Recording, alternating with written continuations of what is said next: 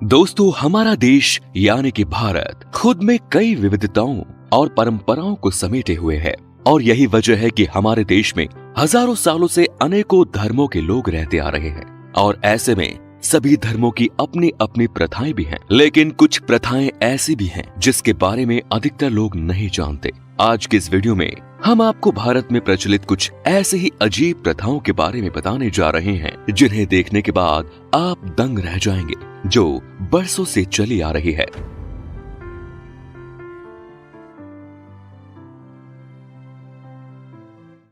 नमस्कार दोस्तों, स्वागत है आपका द मिस्टिकल लैंड पर। नंबर 1, एक ऐसी प्रथा जहां पिता करता है बेटी से शादी। जी हाँ दोस्तों, आपने सही सुना। हमारे देश में ये प्रथा आज से नहीं बल्कि सैकड़ों सालों से चलती आ रही है। ये प्रथा मुख्य रूप से बांग्लादेश और भारत से जुड़े कुछ हिस्सों में मिलने वाली मंडी जनजाति से जुड़ी हुई है। आज भी यहाँ पर एक बेटी को अपने पिता से शादी करनी पड़ती है। दरअसल मंडी जनजाति की ये एक ऐसी प्रथा है जहाँ पर कम उम्र की विधवा हुई लड़की की शादी दूसरे व्यक्ति से करवा दी जाती है और जब वो महिला किसी बेटी को जन्म देती है तो उसकी शादी भी उसी व्यक्ति के संग हो जाती है। चौंका देने वाली इस परंपरा के पीछे माना जाता है कि कम उम्र का पति नई पत्नी और उसकी बेटी दोनों की रक्षा लंबे वक्त तक कर सकता है, जो कि काफी बेतुका और हैरान कर देने वाला है। नंबर 2, इस गांव में 5 दिन तक निर्वस्त्र रहती है शादीशुदा महिलाएं। दोस्तों, सुनने में शायद ये आपको अटपटा लगे, लेकिन भारत में आज भी ऐसी जगह है जहां पर शादीशुदा महिलाएं 5 दिनों तक कपड़े नहीं पहनती। जी हाँ दोस्तों, हिमाचल प्रदेश के मणिकर्ण घाटी में स्थित पेड़ी नामक गांव इस परंपरा को सालों से निभाता आ रहा है, जो सावन के महीने में अपनाई जाती है। इस बीच गांव की महिलाएं पुरुषों के सामने नहीं आती एवं विशेष रीति रिवाज के साथ पूजा भी करती है और अपने आप को सामाजिक बुराइयों से दूर रखने की कोशिश भी। आपको बता दें कि जमाना बदलने के साथ इस परंपरा में थोड़ा बदलाव हुआ और अब औरतें इन 5 दिनों तक निर्वस्त्र रहने की बजाय केवल कपड़े नहीं बदलती हैं, जिसे आप इस प्रथा का एक मॉडिफिकेशन भी कह सकते हैं। पूर्वजों के समय से चली आ रही इस मान्यता के अनुसार आज भी अगर इस गांव में कोई भी स्त्री इस कार्य को नहीं करती है तो उसे अशुभ माना जाता है। नंबर 3, बानी महोत्सव खूनी दशहरा।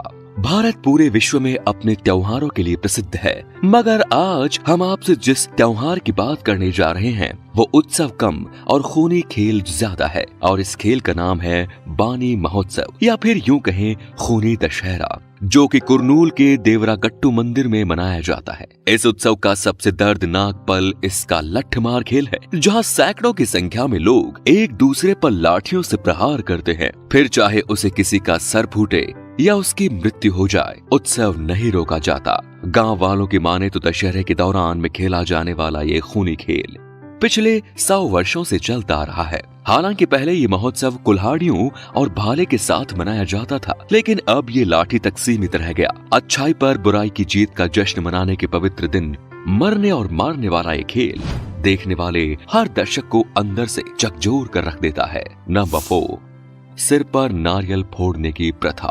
दोस्तों, आपने हाथ से अखरोट फोड़ते लोगों को जरूर देखा होगा, लेकिन क्या कभी किसी व्यक्ति को सिर पर नारियल फोड़ते देखा है? अगर नहीं तो आपको एक बार तमिलनाडु के करूर में प्रसिद्ध इस महालक्ष्मी मंदिर के दर्शन जरूर करने चाहिए। यहाँ हर साल हजारों की संख्या में पूरे भारत से श्रद्धालु यहाँ समृद्धि और कल्याण के लिए सिर पर नारियल फोड़ने आते हैं। दोस्तों, इस परंपरा के पीछे एक कहानी जुड़ी हुई है, जिसके अनुसार एक बार ब्रिटिश राज के समय अंग्रेज इस मंदिर को तोड़कर रेलवे ट्रैक बनाना चाहते थे। जब गांव वालों ने इसका विरोध किया तो अंग्रेजों ने मंदिर से निकाले गए पत्थरों को उनके अपने सिर पर फोड़ने की शर्त रखी और सफल होने पर मंदिर को ना तोड़ने का वादा किया। देवी पर आस्था रखने वाले गांव वाले बिना कुछ सोचे समझे देवी का नाम लेकर पत्थर तोड़ने लगे, लेकिन किसी को भी एक खरोच तक नहीं आई। इस चमत्कार को देखकर अंग्रेज अधिकारी चकित रह गए और निर्माण कार्य को वहीं पर रोक दिया। बस फिर उसी दिन के बाद जो भी भक्त इस मंदिर में आते हैं, नारियल को सिर से 2 टुकड़ों में करके देवी को चढ़ा देते हैं। हालांकि कई लोगों को चोट भी लगने की खबर आती रहती है, लेकिन देवी को लेकर अपनी आस्था पर कभी किसी ने चोट नहीं लगने दी। नंबर 5, पीरियड से जुड़ी अजीब परंपराएं। महिलाओं की माहवारी को लेकर समाज में कई तरह की धारणाएं हैं, परंतु अमूमन लोग इस पर खुलकर बोलने से झिझकते हैं। वहीं आज भी काफी जगहों पर महिलाओं को इसको लेकर कई तरह की बंदिशें हैं। इन्हीं में से एक जगह है कर्नाटक में मौजूद एक गाँव, जहाँ पर लड़की की पहली माहवारी पर उसे दुल्हन की तरह तैयार किया जाता है और आसपास की महिलाएं उसकी आरती उतारती हैं। इस तरह की प्रथा आंध्र प्रदेश में और केरल में भी देखने को मिलती है। वहीं दक्षिण भारत में प्रचलित एक अन्य प्रथा के मुताबिक पहली बार इस पड़ाव से गुजरने वाली लड़कियों को अपने साथ नींबू या फिर लोहा रखना पड़ता है ताकि बुरी ताकतें उनसे दूर रहें।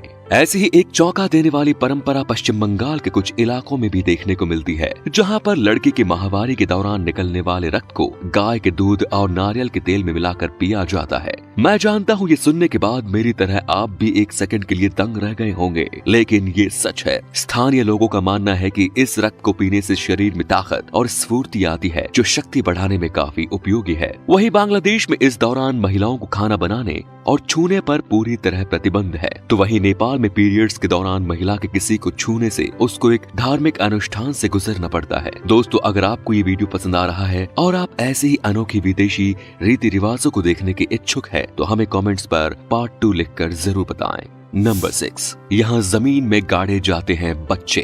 कर्नाटक के कुछ हिस्सों में बच्चों के ऊपर आजमाने वाला एक हैरान कर देने वाला रिवाज सामने आया। इस रिवाज में सूर्य ग्रहण के दिन शारीरिक विकलांगता से पीड़ित बच्चों को गर्दन तक रेत में गाड़ दिया जाता है। बात अगर इस परंपरा के समय की करें तो ये सूर्य उदय होने के बाद 1 से 6 घंटे तक की जाती है। इस हैरान कर देने वाली मान्यता के पीछे लोगों की अपनी अपनी राय है। कुछ लोगों की माने तो बच्चों को मिट्टी में गाड़ने से उनकी सारी बीमारियां मिट्टी खींच लेती हैं और बच्चा स्वस्थ हो जाता है। तो वही कुछ लोग इसे सूर्य ग्रहण के नकारात्मक प्रभाव से बचने की एक प्राचीन प्रथा बताते हैं। खैर दोस्तों, इसके पीछे जो भी कारण हो, लेकिन आप इस बारे में क्या सोचते हैं नीचे कमेंट्स में अवश्य बताएं। नंबर 7, ईश्वर को प्रसन्न करने की ये विचित्र प्रथाएं। धार्मिक प्रथाएं अक्सर अपने वजूद को जिंदा रखने के लिए भयानक और दर्दनाक रूप ले लेती हैं, जिसको देखकर हर कोई हैरान रह जाता है। ऐसी ही एक प्रथा तब देखने को मिली जब तमिलनाडु में लोग भगवान मुरुगन को खुश करने के लिए अपने आप को गंभीर यातनाएं देते पाए गए। इस दौरान यहाँ के लोग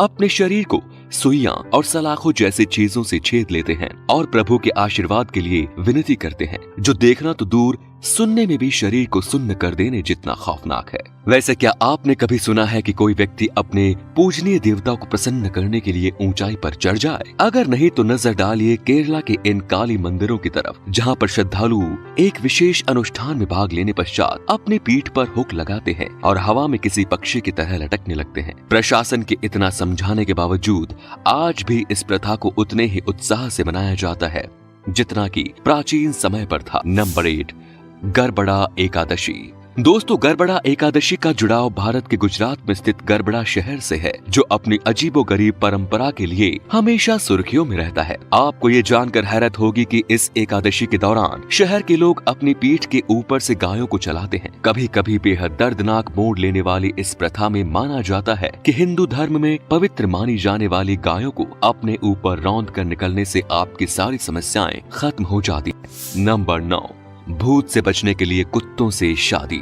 चलिए, माना कि आपने 2 मेंढकों की आपस में शादी के बारे में कहीं ना कहीं सुना होगा, लेकिन क्या कभी आपने एक लड़की की किसी जानवर या फिर यूं कहें कि कुत्ते के साथ शादी के बारे में सुना है? बड़े ही अफसोस के साथ कहना पड़ रहा है कि ये विचित्र प्रथा आज भी भारत के कुछ दूर दराज गाँव में पालन की जा रही है। गाँव की माने तो जब कोई लड़की किसी विकृति के साथ पैदा होती है या फिर उस पर कोई साया होता है तो उसे सबसे पहले जानवर से शादी करनी पड़ती है, जिसके बाद वो स्वतंत्र रूप से किसी मनुष्य के साथ विवाह कर सकती है। नंबर 10, जहां खुद नाचते हैं देवता। दोस्तों, वैसे तो प्रत्येक मनुष्य में ईश्वर की छवि है, मगर क्या हो जब हम आपसे कहें कि केरला में आयोजित थयाम नामक इस महोत्सव में ईश्वर स्वयं इंसानी शरीर में प्रवेश करते हैं। हो सकता है कि आप हमारी इस बात को वैज्ञानिक रूप से नकार दें, मगर आध्यात्मिक रूप से ये सच है। यहाँ के लोगों का मानना है कि इस दिन ईश्वर न सिर्फ इंसान के अंदर प्रवेश करते हैं, बल्कि ढोल की छाप पर डांस करने के साथ साथ आग पर भी चलते हैं। और जाते जाते अपने भक्तों को आशीर्वाद देते हैं। इसी बीच